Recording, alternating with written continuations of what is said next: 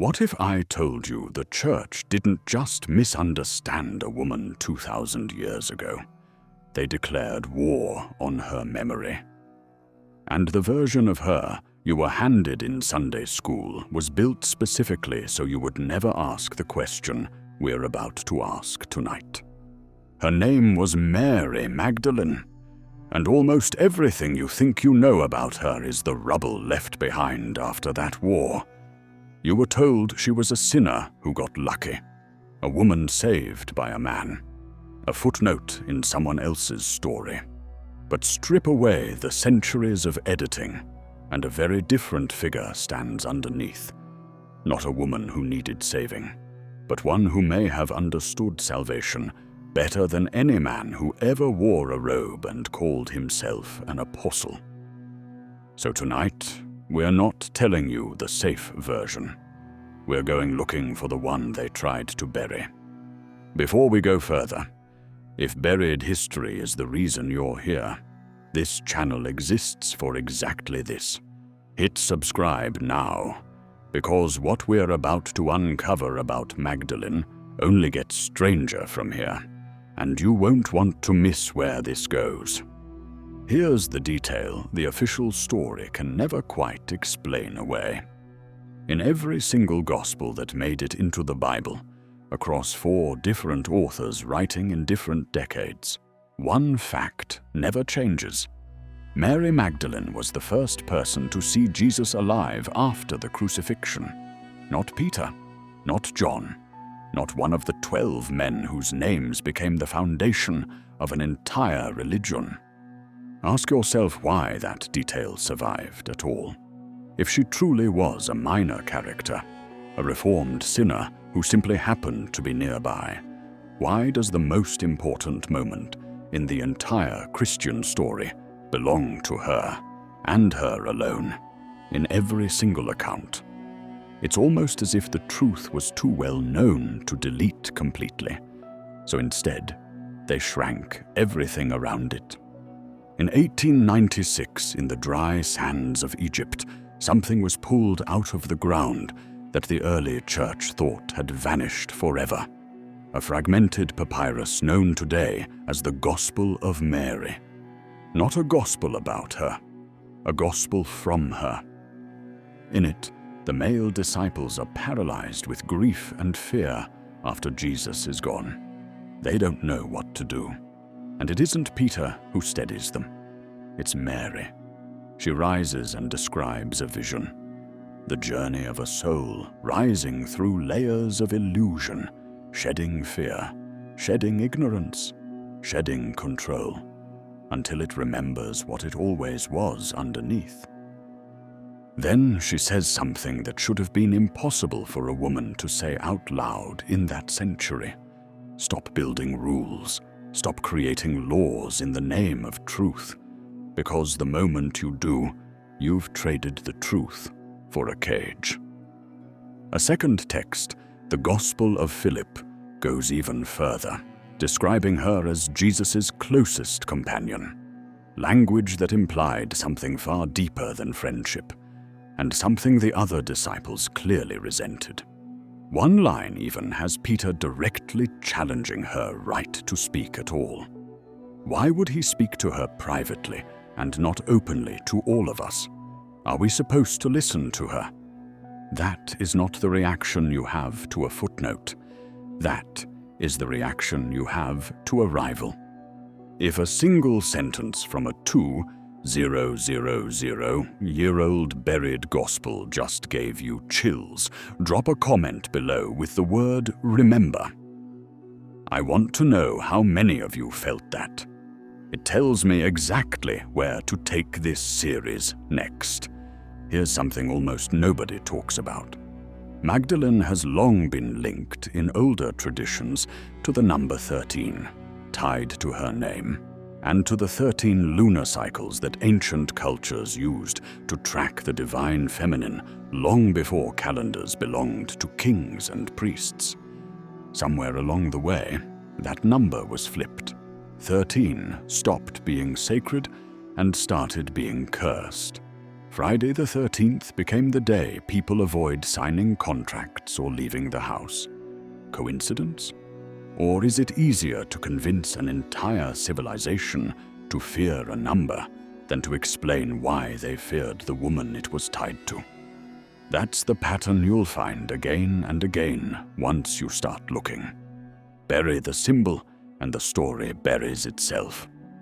To understand why all of this mattered so much, you have to understand what early Christianity actually was. Not one religion, but dozens of competing visions fighting for survival. Some believed salvation came through obedience. Follow the hierarchy, follow the priest, follow the rules, and you'll be saved. Others, the ones history calls the Gnostics, believed something far more dangerous to anyone in power. That salvation comes from direct inner knowing, and that no human institution owns access to God. Magdalene's surviving words land firmly on that second side, and a woman teaching an entire movement that they didn't need permission from any man to reach the divine. In the 1st century, that wasn't just controversial.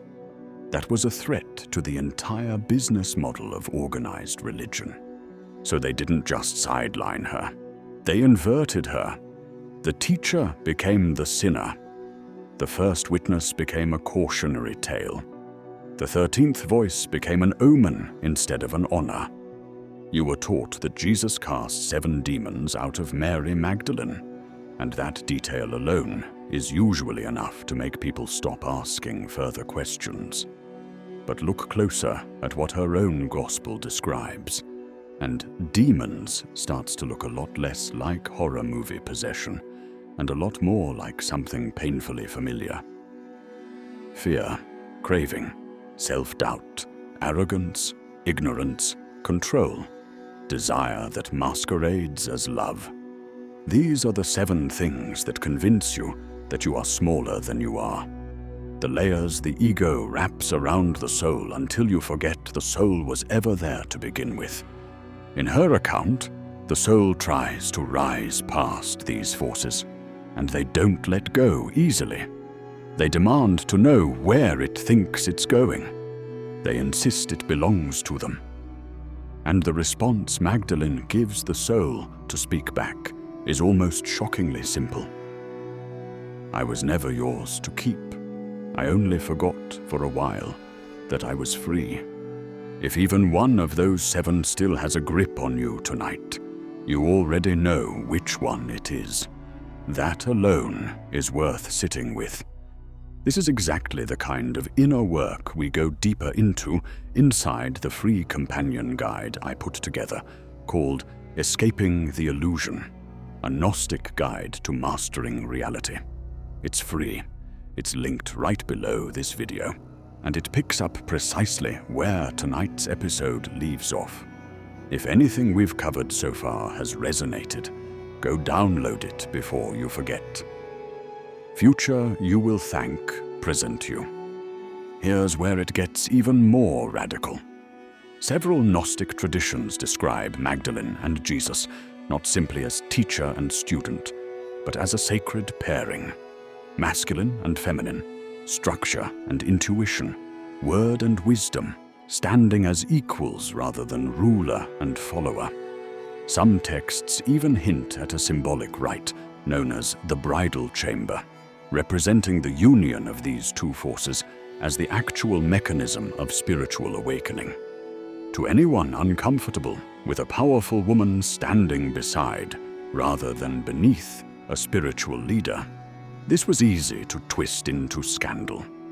But strip away the gossip, and what remains is a far older idea, one echoed in the priestess traditions of Isis, Inanna, and Ishtar, long before Christianity existed, that wholeness was never about one force ruling the other.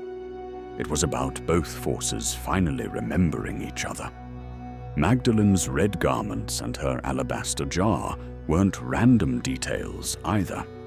In older priestess lineages, red marked the life force of the womb and the cycles tied to creation itself.